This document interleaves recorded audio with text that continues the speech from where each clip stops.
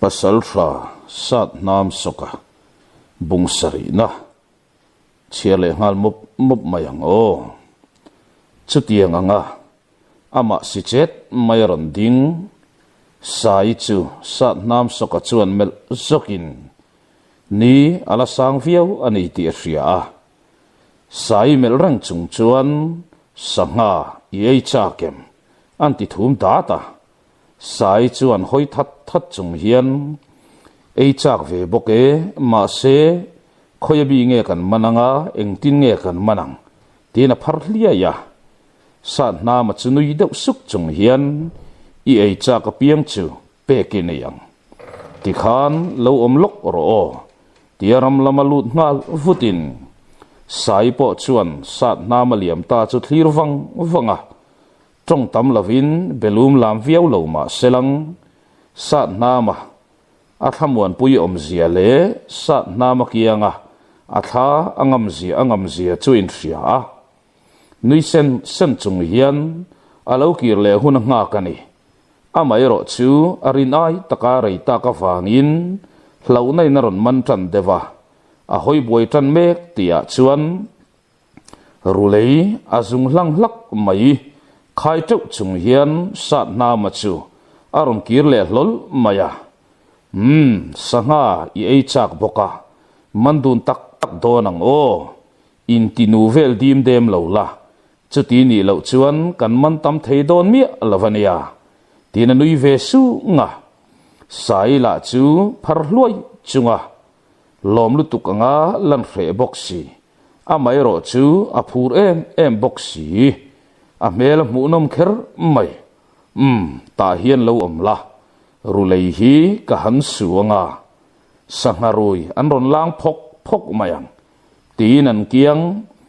li lo om kong chen vel tu ro manga chuan vuak tumin adai lut ta lui luang chuli bulin tan na laya chuan tol chavin pa mei in chung dung chen vel zet hlam khat vel zau ani maya thing sa tin rulei chu sa na ma chuan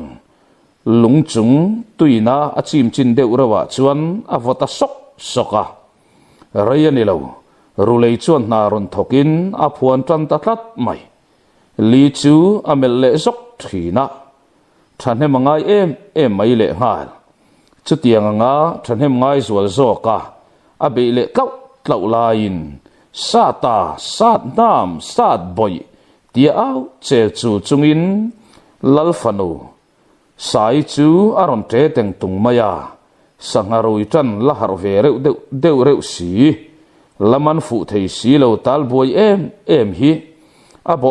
rok tamayale sat nam soka po chuan mel zokin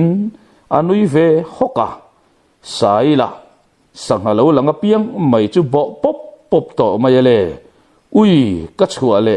man mo ro ikan man lawange ti na tre teng tung to mai boxi apuan hu vek to lam le apum hu vek to ti lam reng ngai sak to tlat lo kong chen ve la ri ve bara nui khe kang roi mai boxi nen sat nam pon du to kin an ding chol deta sai om na lam hoya dai thave ngalin ngak le de tang o an la har deuh ma ni hi mo tin sai hu kiang mai chu mel zoka arote tui tlai wang ve ala ti sup le ngal man tum to ang o kha imong bula kha a chau tan to nia tia vaw kama vom chua dan zir tirin ikut khing ni khan ti hian dom la tin the chua dan zir tir ta thuaya ui hei po tia tre che chulin an man nem ta viau mai atok viau to don lom ni tia sat nam ola oi ateu lo mai kan rep teu don nia khuwa honang o alian kha lo man ve te tin sai chon phur emin anor tet zel mai boxia sat nam pon thanem ngai takin aman zui vele tamol mola sat nama kum dan mai kapkara sanga ron lang chuak tu sain ava ban ta peka lom le sanga la chu apit zeka sai la in ngai to chiang mang to hlei lo chuan ava ban zom tok ta peka lom le chu ta zet zong sat na ma chu zuang phei zokin malama chuan bok phei dur mai peka le sai la chuan ui anem nuak mai dia nui khek roi roin san na ma poron tho chua ka hu keng kuang chung hian i va ho mai mai o sai kholo tin nui sun suna a zak ve deuh ni turani ati ngai na felo chuan sai om bora chuan an tham sak tok maya ui tian nui chunga in chain apian nulama sat nam sokan nui tamper ni sainen sain a hai hon sakta luidung khok ruan nui ve zet zong safa an thok dar ur mayalom le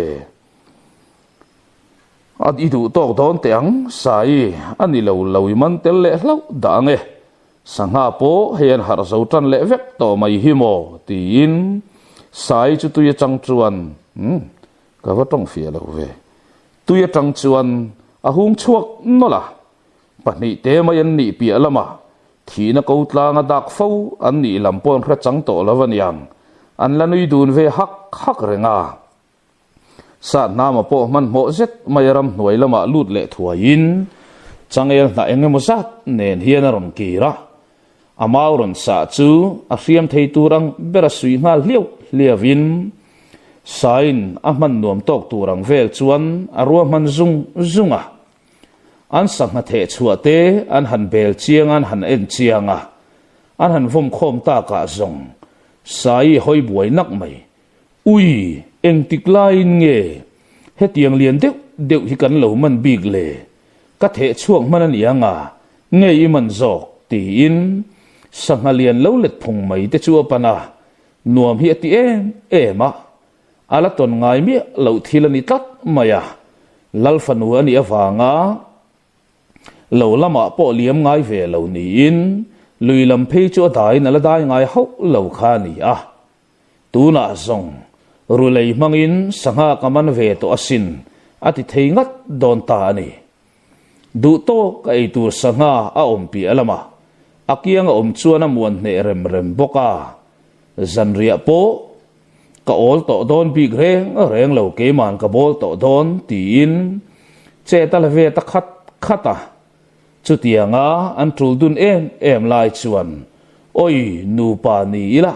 anuam om tia sai au hliai mai zak le si chu sat na ma chuan melin nupui nei katum bok lo atile muk to mau sa tur liam san dain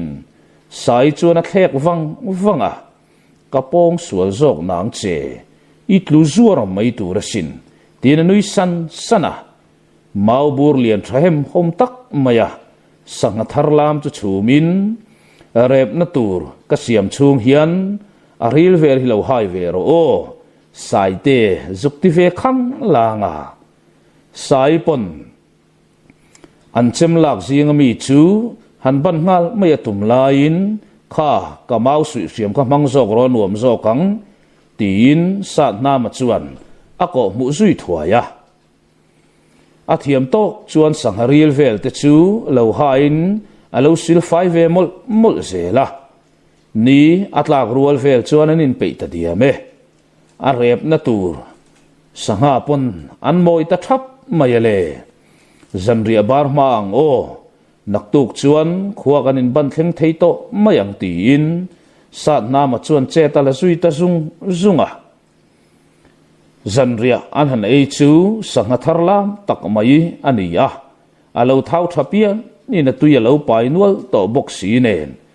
tuyan tu dun nga nganiang chu an ngoi ran mayale zanria te ei fela meilum ai pa sanga chu rep dunin sai ti bar renga chan na ero a mukhat le thung fur bo ruak a hla to lo bok nen buk an zar lem lo tat mai chu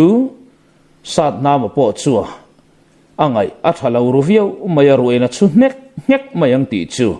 a hlau ru ka ni ve tlatani a mai ro chu van laman thira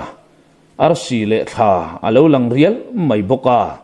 a tha chu muang le deuh suai suaya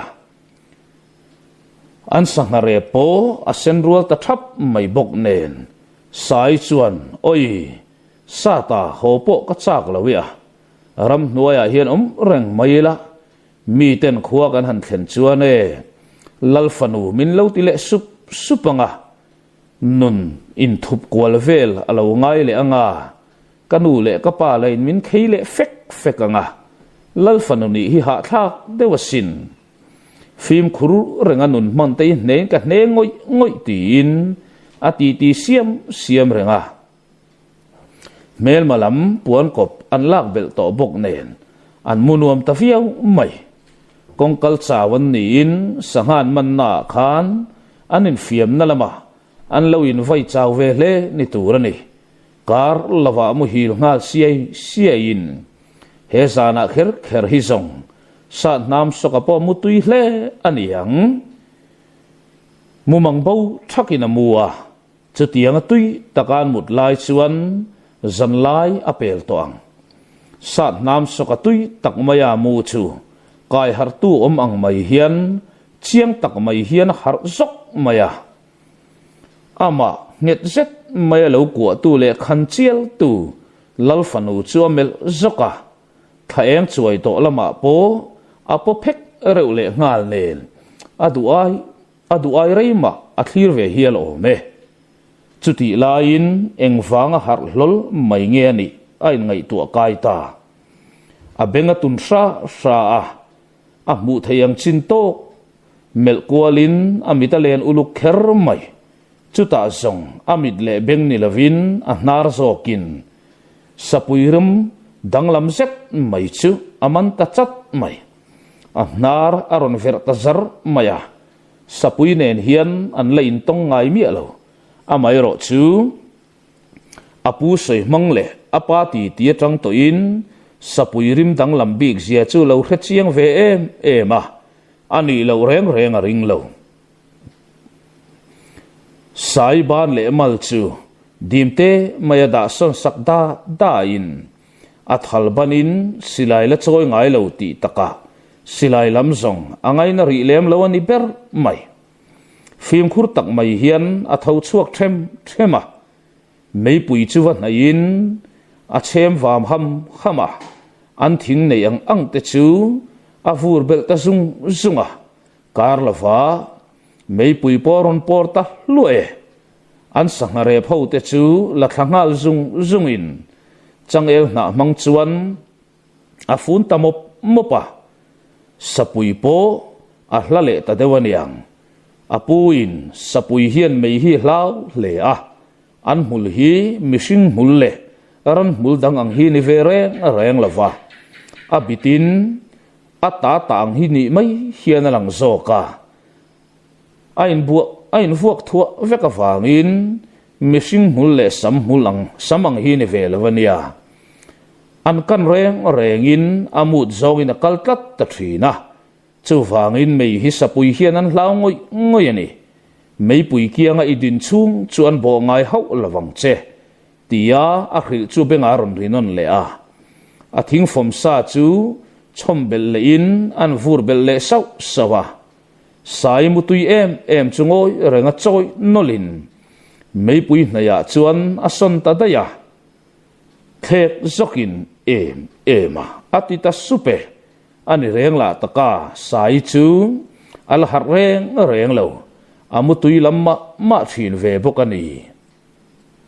sapui pon chutianga mei puyaron por thar tak hloi ya chuan anel vak lo tak aniang chu arim hriat tur om talawa athom la hriat tur om zui talo chuta songa nga wang nu in hlau om a hnai to lawa hria in sai mut na kianga thu in sat nama pon vaibel apak tatak tala vaibel te pak fel nu chuan khoi nge lalfanu mal khampo akhat ti do ni lang voi te khat ma kala khan ngai lo zo ka lom le lalfanu mal kham ngat hian kan mutlat teang teril ru chung chuan sai mal chu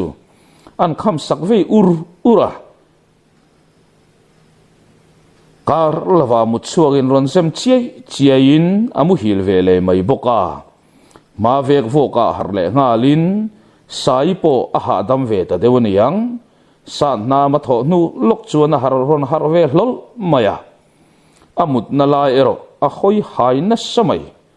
amut na son sak tu la in sil fia ta nge atilem hlei lava tuk thuan te pole te in anin ei puar thuaya an ei bang te funin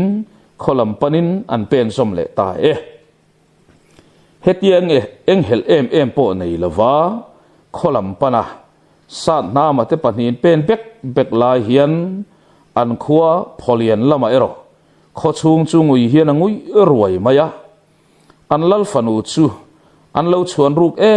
em le mitin te ngai nat ron ani miau maya khwal tual thang mai tur tian lo ral thin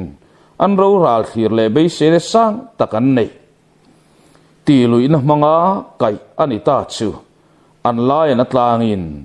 pasal tha kan nei ve dor an yang a tia be se na mit ne na an thir san nam sokaber la zangur kho ho ko ta in pek tumin aliam tai to boxia aliam nani aliam tam to a ron kir le tik anei to boxi lo nen thina kut votin aman to an ngai het mak mai boxi a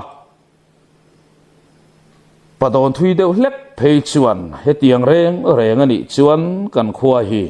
han om reng na chi ni donin na lang lo alo lu ta piang le min run tu le min ngam deuh tu piang la ka kan tlom se don ti na ni a eng tin nge nun kan chir liam zui ve ta kang thamwan na nun nei reng lavin nun kan bang don ta ni hi ti thleng an ngai tu kai hial to a pi kheri po tu na chuan amang ang ta sek ta tak zetani pa ta ye hi mel makuta atlu ni nge ka ring ta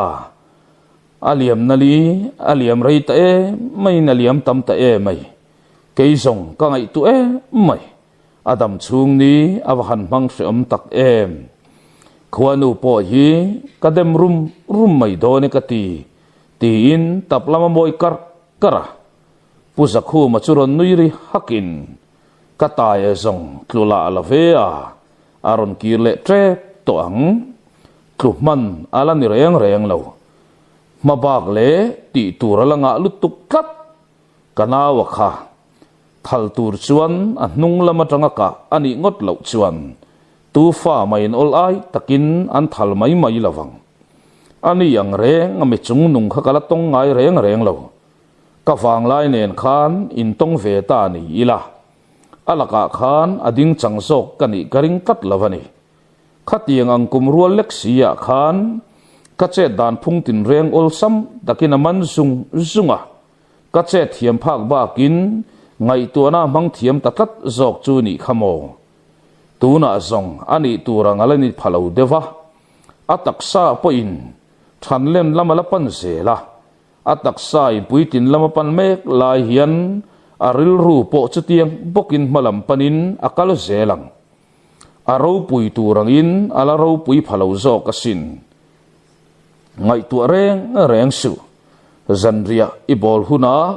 choka han thak keble phot maila tin ngai sam mel fe hian nang lak tumin ai siam zui tamol mola an lo la khomi puiten an thlo zo sak vek to boxi nen po chiat chau mai ma ba kin an om to a em le thangra vel ta thar tumin puzakhu mahin tin tu mek zo kani kar lava ain siam pe thuaya chutianga nga ramlama pen chua tum mek lai chuan lu ka puilama chuan thoma ron ri thiapa an be se lo bermai an lalpa chu ron lol mayale lalpa la ni reng chuana enge poipang te om ta emni ti lo be sokin lal chu thutnan lo ko mu zunga an lalpa chuan om la love kati tu felo katei kuala inin hi kalut chuak lo ngun rei ta riau mayati in karon dak lut ngot mayani hi mo he tiang aron da lu ta ka chuan sat nam soka hi aron kir le to ngem le o ti te kan ron chian pa ni hi mo achin te shepik mi alem tin an zot pa ti thua ya la du tok mai lavin kan wang ko him nan ani ang kumrual lekha zangur ko ho laka tuturin le nun po chan huamin ain petop mai khani a ka ngai tu chian hian kala ya na in sat na ma hi ka za ngoi sin sai te la tun din huna chuan kan hria tangin suai lui dai ani ta boxi a kan khodin mun he puzakhum hal ngai tu chiang ve te a chengoi ngoi hle ani hi mo khomi pui te po beidon nei na mana lo thon nei na man tran ta me ka khomi pui te han po lui ngai na reng ka khedon talawani hi mo pasal tha han thlem lu ve mai tur te hi zong seta ilang chuan thlem lu mai hi ka reng to lawani heti reng chuan khotin zuam kan hlo zo do ne a tin ral lataka thira atep chap mayale chuta zong puzakhu ma chuan lalpa athim zong in thirma ta chele tai po aron kir trek toang zan lama kan lati ti muang don nia sai po ngai tu mani ka reng lo nia lo ngak khet ro kum som nga dan vela mi bik piang thin tian soi thin ngei chuan i wang khuwa hi ala uap ngei do ne chu azung chal lek chua pa hian he ka zung chal ka khriat chian tluk hian ka khre chiang ani khamwang takin om phot mai ro tin anui sang maya an lalpa beroro ala khoi hai na sahle mai puzakhu ma chu a uang ta mo ti hia la a mai ro chu puzakhu ma bel maya uang mel reng alang lo puzakhu ma nen hen an lo in kom ve fu zau to thina puzakhu ma thil soi hi a thleng dik fo thina ni lalpa po chu rei thu muang to lovin a ngoi te kha in akwai to mai le nga la ramlama liam tum te po yang e a ke po ka han kir chauve photange san nam so ka chan chin chu fema sa so kai tang ta ni le khonga in arang lamin kanin hria tir ton don ni o tin lalmol lampanin apen chauta nuka puzakhu ma chuan lalpa chu thlek zui wangin a khonga iril ru ve kher mai ma na pasal tha ro thap le mikol mi hrat khok he nga kha a ko chuak le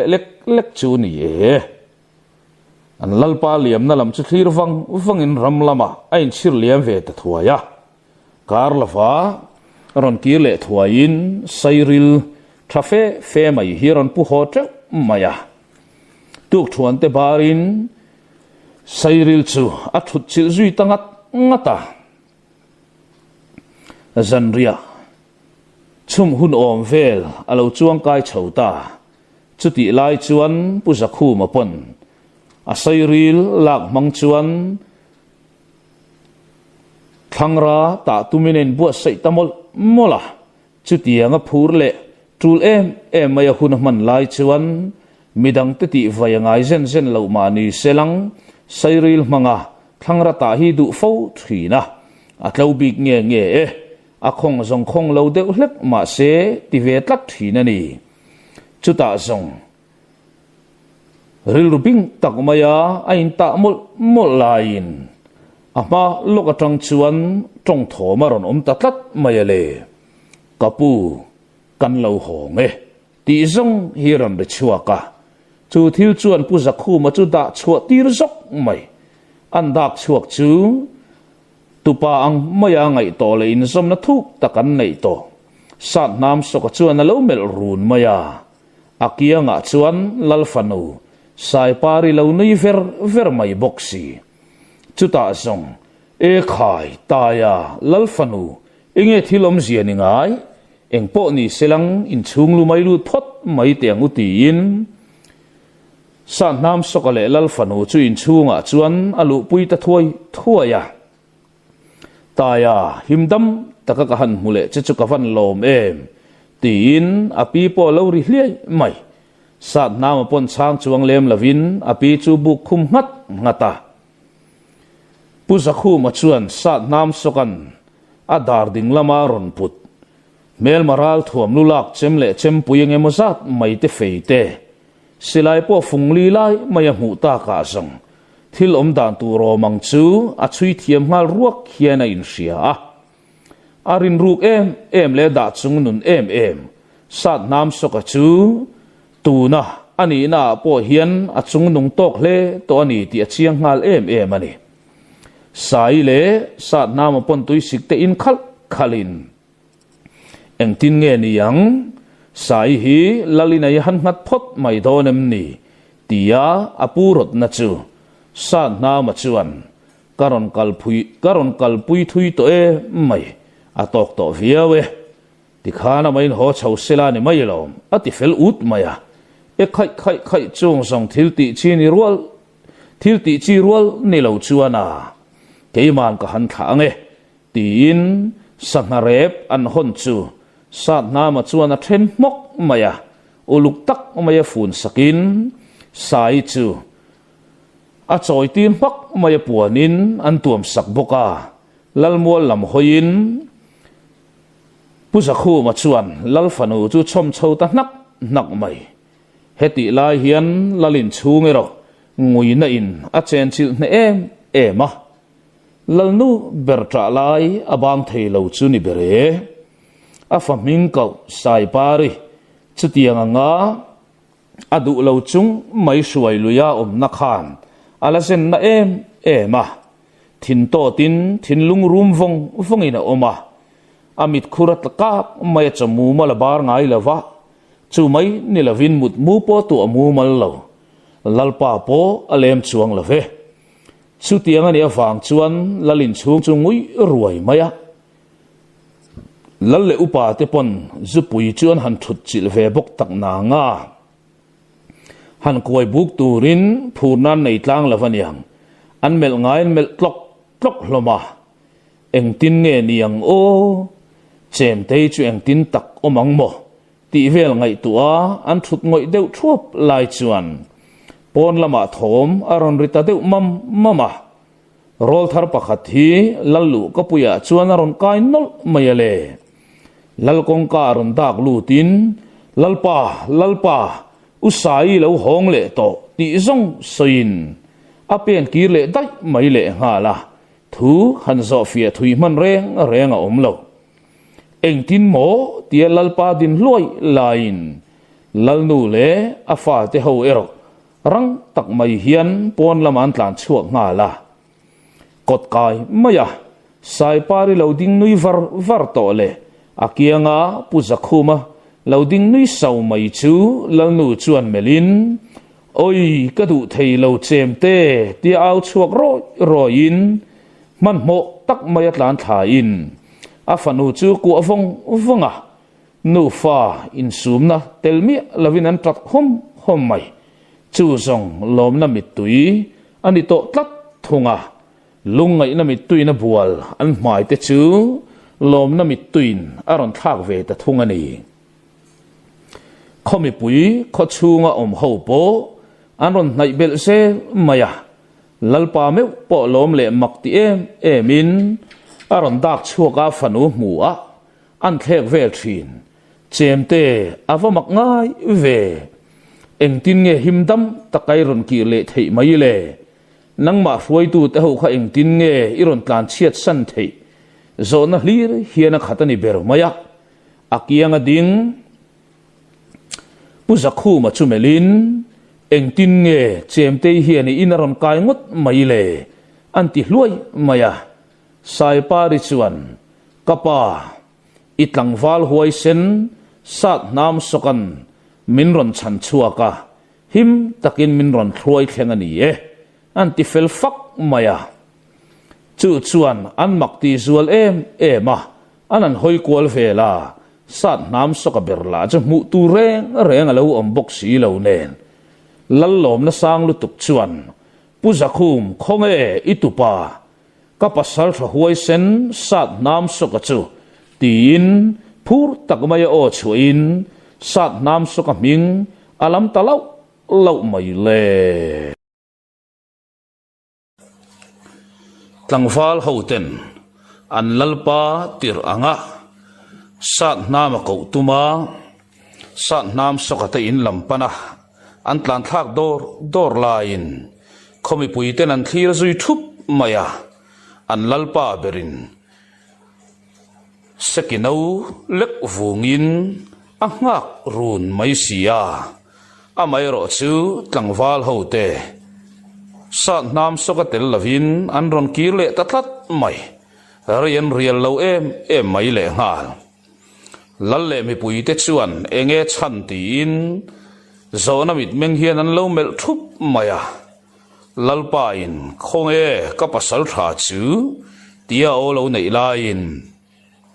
tlangwal hote chuan lalpa sat nam soka chu a ina chuan alo om ngei maya amai ro chu kan han ko na la po min chang hek lo vai bela pak tul ngot mai ani a mel po mu thei mang lo in vai bela pak khuloi loya chu zong chu chana kan mu ni e tin beidon mel fe mai hian an tholai lai hloma o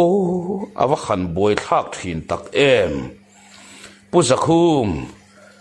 han thlom ngai sa mai ta chemo pasal thani na pek hial ka du sin hei ka nga karang to chu ni hi mo tin puzakhum lam chun ena puzakhum po nui suka engaya nge in tlan thak ve ngot reng ni kanaw te song nang ni ko kalmai mai chi ni love tin in lampani na pen thata naka alahman molo em mai le ngal an ni pu tu hi a hodu tan chuan khuwa tom takan ni ve shim nakin deuh hleka chuan puzakhu male sat nam soka chu an ronin zui chho ve le tamai boka an ronin zui satlia mai ani lova silai pakhat ve hin ron pu vau mai le ngala mi puilam an ron nai tuala sat nam soka chon mi puilam chu a silai na ron tin tamai mi pui chun tre hal dol maya anui suka thadeu hian apu vele mai boka mi pui ten nui deuh tha chunga lo en liam zelin lallu kapuya chuan sat nam sokate pu tu chuan kai zui ta apu zui se la ke pe na ni a apu in lallu kapuya kai tlatta ka si chuan kai lo thei ni bi khek lo le ngoi reng mai hian a ding mul maya mi pui lam chu amel kuala zam mele mo han zak mel po hi chu pu chuang lem hlei lova lungpui om khom thup mai ma ding ang vel chau hian a lang ani lalin seki khat pum mai zu alo pek chu amel zoka kalome ka in chak love atile dai to puzakhu ma chuan lal khoi hai em lam chu thlirin alu thin khum tangot mai re nga sat nam soka hian zu lam reng hi ngai na lo aka alalu tir ngai reng lova apa ina cha fo thin chu zu in mi te chuan chet phel huran nei thina an tha azoi ma nge thin atia kha phong nung ve tlatani chuta lalpa chuan mi pui ho te chu khap dai le te in kan pasal tha hian zu ka kutami hi aten ta le enga mangai talauti na nilavin zu tel lavanun mang thi na ni a aka hian zu hilu tira du lo mai zo kani e ache dan ro pui le chungnung taka wang hian ka choi moi theina sang ber tun da tang chuan sat nam shoka niringot to lovin pasal tha sat nam shoka tien reng tong chu khomi pui te pon vong ta tang cheu tin on nei lo tamayele mi pui chu thomron chu ngal hulin pasal tha sat nam shoka tin an aurul ta dual maya sat nam soka pok hive sukmai lalpa in pasal tha puan nu chuan apu in lalngen na anga a che na dan chan chin te soi tura aron nor vele tak sia wangin mi pui hriat thei tur le mu chen thei tur chuan lal din na hnuwa chuan avadin chuak ve ta mi pui lam te chu mel kwal denin soi vak tur om lo khatia zangur kholam ka va pan ta kha min lo lom te chiam lova ka fa in pe an ni pon min lo man ta renga ka kut an phuara rip chunga min an khung ve rana zan lai ka kut phuar na chu ti chatin min veng tu te ho kha ka that veka du tong mai lavin khuwa ka hal le in kang an thelan boila in ka du to kin thalin ka kap thule nuwa la karon hon san ta ni karon hon konga sai ron kai hong ve ngot tu te nen kan hanin ti boi ve de urewa ti chuan sai karon hon pui le tanal nala an ral thuam po kan ron hon ve nuwa la ka in lama om karon keng chho pe vel ri lawani kha tlang au pa rem chang ai ron lamai don ni o an ti zui le mia mai boka ti chuan mel fian ngai lovin min ron zui ve dewa an thawang ron ho ve dewa niang kalau that then le aba kan tlan chia sai nen kan ron pen le sanga te kan ron man ta vel mai mai ani kha anuam phian mai ti khan idu tok mai angu o ka soi zo der mai bak chu khuwa kan ron in pallu ta ke an in hre chiang le vek tong thui nuar thei si at je mai le nga la chuta lalpa lam chu hoin lalpa sanga kha zan khat chau kare manania sapui la haron nai ve sek maya kadu thula sam lo deu hleka rep that le wa tanga yang o tin lal nu chun mela mi pui lam mela in herlet le in heti za thin lo oma in doi je plom le mai ka ti supin ala ner sok zuya silai chu lallama the phei nalin karon honani kha I thu ni to tin in lampan na pen hong te talua lua puzakhu ma churang takmaya ding chuakin mi pui ho ne na chuan sat nam so ka tong kam thiam lo ziate atong klem ziate in hriat vek mai khamo ngai dama ngai na lai zo na ngai dam fra mai te utin thupa a choi sak tangota lalpa berpo churon nui chuak khukin ka pasal tha khan eng ma ti suala nei lave a chen naram chanchin soi turin ka soma a soi kim thiam hle zo ka lom le an sangaron man hondan chanchin nen lam a soi kim vek zo ka sin tin nui suna engpo ni selang ka fanu thahual nan le alo kir le ka lom zialan tirna ta na naktu ka tlang ka rai ngei do ne tia o nei lo ta ka som khon bolu paten an ron do ve ta traka mi pui chu lo min an ku roya puzakhu mo pon silai chu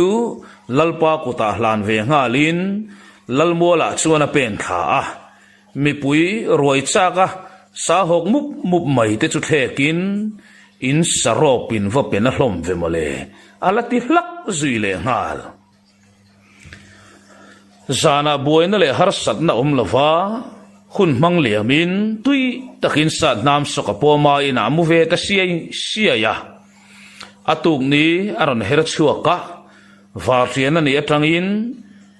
lalpa sepatuai an keva upaminin avok palian em mayron thobok chutiangin khotlang hraina tur sa chu thal phak maya fatu hoten boy map maya ruai siamin an rimuk mubreng mai heti la hian sat nam sokaero khuwa mu tur omle to reng lova vartiana khuwa chu lo chu asan le dai to hi lo ni silai alek chuaka afungi mansanen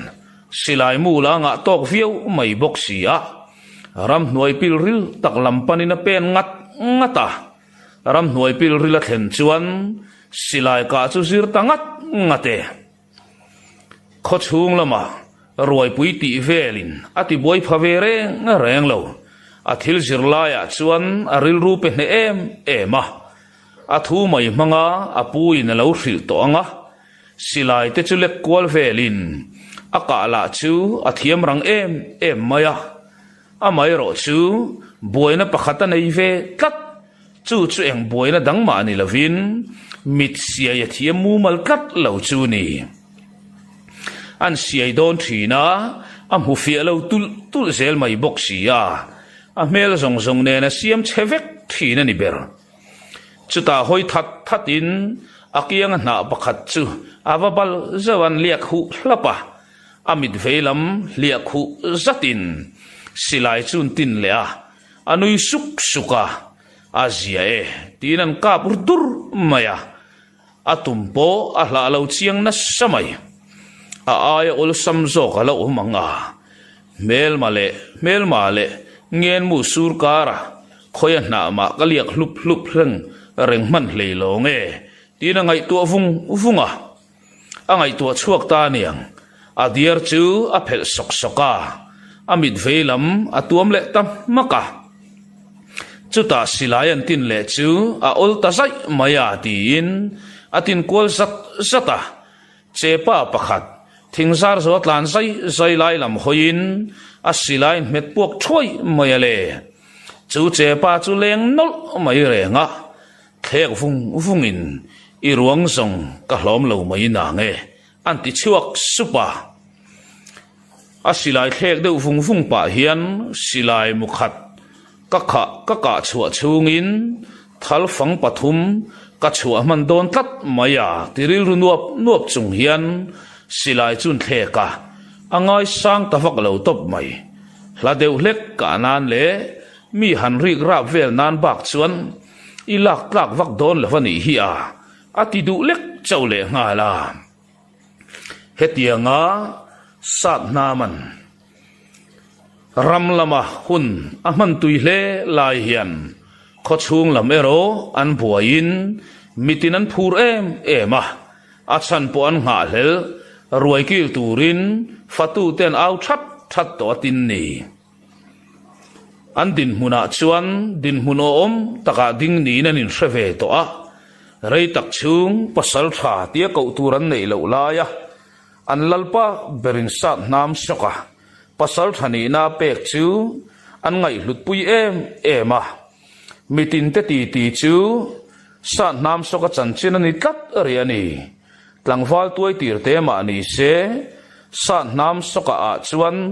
an rinan ngat lian em to maya chuti rualin abik takin mi paral kai theichin te ro sat nam soka tongkam an mani kheina set mai tu chuan a chen chilani heti zat mi pa inom ve sia indoi zep hlom hle mai tia atong khum na khana deng na hle maya an rilru an siam ve sau boke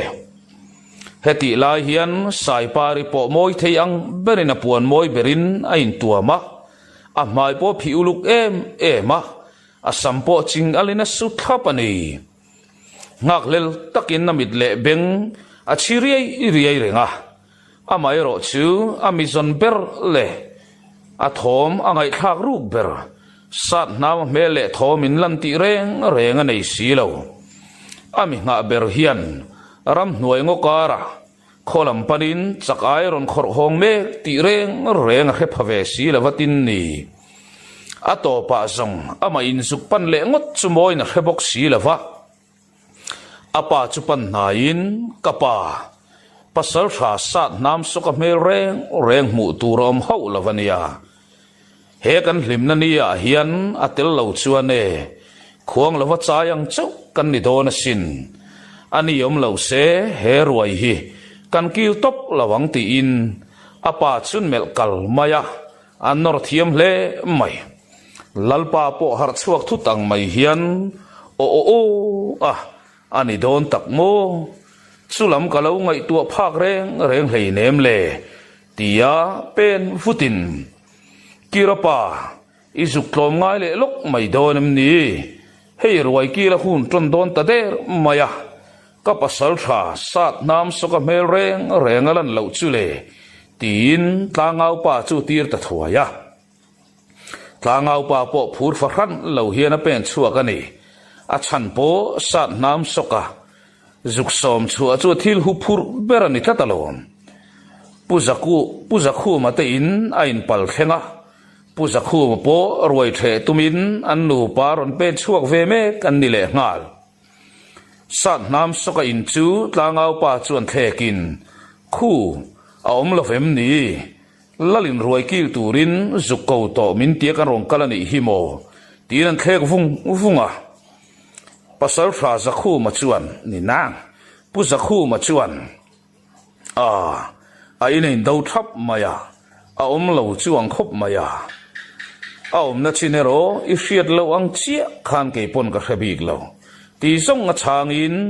lalmual laman pan sandai le ngal heti lai hian sai pa le chuan ngak lel takin a ring lo fan iak ve boka tlangau pa ama mayaron kirle sai pa rin lo mu ta ka zong beidon nei na tuama a thinarim ri ut mai a thinrim na ero ti lana thiang chia silo lalpa chuan chemte ka pasal tha zong ami zia iron chian viau to mai khamo ti thei kan nei ri silo chu ni hi huau ngai na lo chi ani je shiat kha tin a fanu chu nem ta thua ya a fanu dara ben sak thakin khomi pui te min mua lim lo mel chua reng si o lal fanu ini kha tin om se nei tak mai hian an tham sala sai pari chuan sat nam soka kalbo dai mai chu a thin rim pui em a mai ro chu ti lan rem teu si lo sai pari hian sat nam hi ngai zong enin nei threbok si lo a mai ro chu engang chin nge en ti hin thret hiam hau lova alaka pangchang ru phian mai bok si a engang takin sai pari hi sat nam hian nai zelang mole khua athim don nai ta tak ta sat nam sokapo kot chuaron in pal kheng lo to in khomi puiten ruan kil mup ti chu hre chuak vele chau to a man mona tel map chuang lawa in lampan zelin akot kaya loading wang mai mihring a mu wangin ading ta chai mai sai chuan en khosoi set lo hian ivarai ve alo ti ngal mak maya atum vei bar mai le ngal khua thim deuh thut to wangin atum mele ro mu lei thei thung lo sa na mala chu khisuka I lo leng don ami ati tai le ngal don mai lo ruai kil pui turin kalau ngak chemole itel lawin cho bar khat po ka bar don hlek lavania local ngal ro tin akai sui ta mia maya achak ai a lai nen lam khok khat po chak boi hat thei pasal thatuai tir sat nam soka apu zakhu ma poin engang fakova chak le tha hrui hi nei na sa ni yang mo tia a chu thiam phak lo chu mei che om nem te mai chu na kai kal zo ta that mai mak takani helai boruwa khanin thwailum le dan le sing khon ai vel dan hi chu soi sa po ka chak lo sin le tia riat noi chungin azui ve nu zel mai boka lalin chunga in kai lut makin lal le upa ten an lo huwa wangin biak tumin an lo kang de uk hlom chu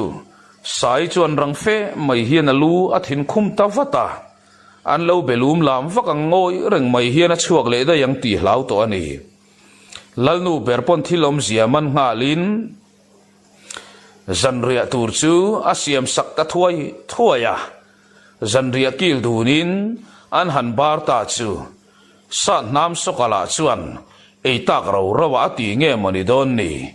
nile nga eng ma ei lo ni zia chun thre chuak chawaniang ala ei nim em le nga la za puyom thama e ni a ei khama apuar khataniang a ir uka dak fan wala adul voi thum bengin abu nguta ngoi rangin in lampan tumin ain herle ngal der mai chuta song lal sai ding a chuan pasal tha ngoi lok te hei iral lak thil hi engtia ti chi nge ni dona tin a au na wangin a ding le deta ka du chin kala to e ti bak sei lovin a chuak ta tho apa dam lai te kha chuano no pang fel tak le chon chai nuam tak kha ni thina trong du pa ngai tak kha ni thin vei te lul nen akut te la kha them thiam nek mai le nga la tia soi zui nakin lal sai ding a chuan sat nam sokan mel ma ho ral thu maron khom ho chu melin a eng tia ti chi nge moni don chu le kan pasal tha berla chuan kadu to kanga to kala to ti mak mai bok sia apu zakhu matal kan ko tel mai don em ni tin an mel kwalte te upadang ten ngoi thap lain upasoi eng a chuan ngoi te lalpa pu zakhu ma han ko tel chu a thaviau tak na nga ani tel kher lo pon hei zat ro kan lo rel kim to tun tuma po hian kan rel fel le thei mai tura ka ngai kha san nam sokala chu pasal thani nei pek mai pia lama avan nei le mai ka ti zangur wal rual kha an that nem te lu nen an mutui lai anang fu ani nge yang tin ngai sang lo si tilang tak ngam si lo hian an nui lui vei hak khaka upadang tele lalpa po chu in melkal ralin eng ma kal na thuai ron chak chuak lem lo lalfanu sai ngai thei zong alo ni top lo mai upasoi enga tongkam chuak chu arun nganga niang chu arum data chan tumina ka ang tamai anu chuan rang taka ka lo hup sak vatin leika puilama anin pochuak ruta daya afanu chu sil zui molin dan moi anin silani saila chula tlom du lo khang langa afa tenan ti thei reng lo tu ra ti ya a thi ka ni kha thi ten nom lutu a eng wang te sepa ka pa po hian khon bolu pasinga rin lut nge ni ala ti lai ya trong soi ro anin tina sa hle ani khon bol min chu ron rum de chuin van nei tur hi chuan huai sen hi angai ve bokasin lalpa ke khang ral thuam te khan tun din huna chuan ilal in hi moiri mai selanga tha ka ti nakina mamo zual kuta uluk zoka landan kong kan zon te po thalo mo lulak chem te phei chu tun kan din huna hi chuan kan tlangwal te zinga hian han choi tlak pon mu mal don em ni tina meng suara upasoi enga chuan khon bol min chu melin aron chan na o ka chu angai thei haulo amai ro chu atilang ngam der mai si la vale khatianga trong kan che fo thin wang kha lo kan tlangwal te kan muniam tata chu wangin pasal tha lo lang chuak mai tura po hi ubbenan tat mai chu ni himo in nga na tlak kan nei lok lawang khatiang ril ruin put chung chuan tun kan din huna chuan leido langai lo kan ni awang ani leido nei fo ni ilang kan tlangwal te an hriam hle to in karing zo kasin san nam soka ang lek khichunin phum furang chu kan khotui tlan la tha kan thalai te la an dong ngau boke zirtir na pek hi kan tlangwal ho te hian an mamo zok chu ni don lom ni lalpa ke ka du dana phei chuan khoi kho pasal thai mo tak mai hi cha chuak roi mai la helai huna kan cha lu thei chuan kan tlangwal te hi sual tir ka du hial a sin tin rotna ron nei zui zata chu kher song an lalpa beng fer song takani tatlatani a chan po eng dang wang ni lavin pu zakhu makianga po kha na lo kam thot to hial kha ni a atlangwal ho te heti theu thuau kara rin tlak le khota na maninun hlan ngam dingam om tamia lo mai hian a fitna ema khodang ten an hriat chian hlau ru zeka mutmu atua mu mal lo changa tam to matin ni upa sai enga po athil rot chua chu afu vele ani ti sia in anui var renga atak taka chuan sat nam soka thik nei na khat tlat to som thani a voi khat lung ngai om chok tiang devin sat nam soka chan chin hlir mai kho chung mi puiten an sei mum mai te an kho buan chak a fopa ni bok sat nam soka mingin a ming that na ve zong a chil vek mai te chu a thin rim pui em mai pialama lal fanu berla hian sat nama hi angai ven ru riau mai ani ti a khrebok sia chu ana huwa ta ti zual tulani a mai ro chu lalle a khon bol pui te ma a song hoi takin tong a che zui ngam talo lalpa chuan engpo ni selang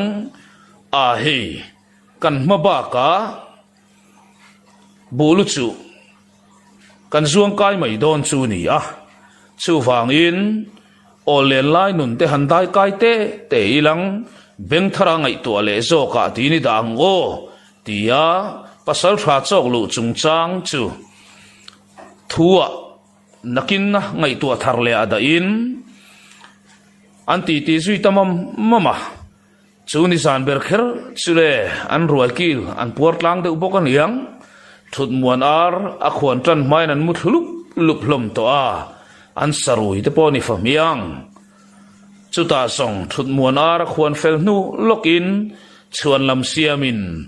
lalin chun chua santa zung hloma upa soi enga ero ina thlen nuin alung oi lo tul mai nam chom farra lu bo farra ten nom chung le khat po nei lo van lai tlang mai he kho chunga lung nok sak ang maya omin ka fo pa ming that na tura ron lia khu khang lan chu le ka en liam mai don reng lo kan lal le upadang tela chuan a thawang an horu hrep le mai le ngal lal fanu la khian angai mel nge mani don ni tin khumpui le tapzol avei tuak sek maya avei rang tula thindim na zol tul mai chuta zong anu pui le afanu duat lai sang kimi chuan an pot thu tange nge a eng chunge moi phun pui ngat chule tia zo nan han pek ta ka zong upa soi eng chuan a thinrim na chu soi chuak ta faka mire theile pachie te musit em lal fapa emo khon bol min fapa ho satak lo chu pasala ka nei don reng lo tingat ngat tu afanu sang kimi chuan o kapa lungai ma ta che mo fanu nula khokhat nula mel tha inei ti hi in hreto nange farra lu bok ti mual phodan kong song atam maya tin apa chu a hlem ta thap maya le upasai enga po abu ngata afanu nen chuan ruam hanna an siam zui ta tlat mai nu ber ero angoi renga pa le farm ruat chu apom puizong ni hau lo amai ro chu nu puin pa thin rim ema lai kara kangai dana ni ve hau lo tien rol ngam turin alu zuar ngam reng kat lo chuta song upasai enga po nui vara hen ruam man na hian an mani chung kwa vuak le tenom tak le rap thak tak nei donem thi na câu tlang an mani xuôi lu tu ra ni do nem an ma zo na an ke pen tur kong chu thale in an sia an thir lo ka upa soi eng apo lo min amunui ver mai heti lai hian olen nuni na muak ta san nam sokapo ni tin ram lama liam le tlau to in apu atanga athiam thil chom sa le chom nei me te chu bel zual zo ka zir tlau zelin tuna zong thir deng pa in du sak tak main thal phang akibar nei ngat mai pangalai thir mangina siam sak tatlat maya chung te phei chu amang thiam zual to in ro em maya câu bằng nem lệ chẳng el cả nan bạc al mang phal reng lo thing han ka chin ve le mo chu tiang a tan chu na phal kat lova a mai ro chu a chul nel tamin a mang thiam em a ka nat zong le thlen thei chin po a chin chia uluk viau to ani a thal ngul khau tha teng tong ero a du ain tu na po nem lek lam to chu ni ni tin mai hian silai ro hum chuak ve si a mai ro chu angai na tlat lavani chu a thal phang fei ki bar nei ngat mai le ngal mang chuan sakhi le sangal a thal fer le der to a chung thil te wang chuan lom thu soi nan ti in sakhi bop le sangal bop chu thir deng pa po pengat to a thir deng pa la phur zual tula pangadang aron siam bel le ta ka zong heng thal phang som mang hi chuan khoi khua po karun hre to love tin a thek wanga zan khua maya thek chang a omlem lo na nga a thek zong a thek ngun nangyang maya ni